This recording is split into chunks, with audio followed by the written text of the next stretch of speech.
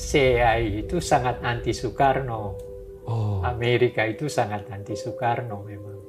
Ketika mau mengambil Irian Barat, Amerika mendukung Belanda, tidak menyerahkan Papua atau Indonesia. Waktu itu Irian Barat.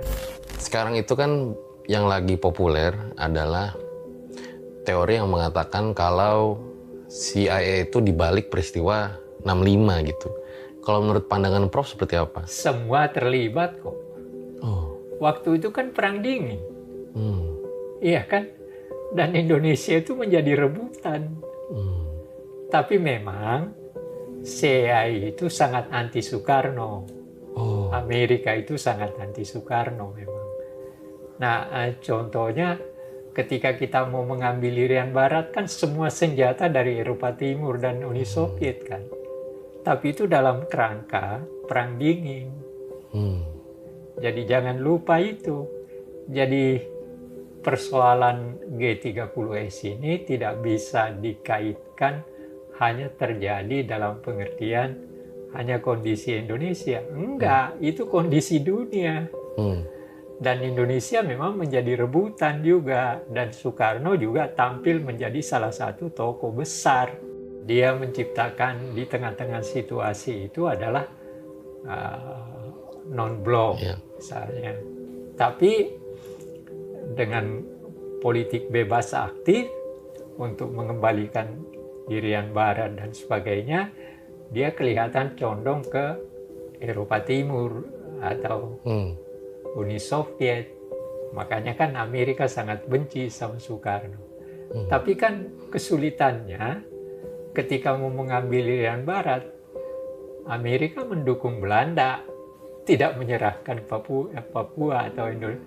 Waktu itu Irian Barat.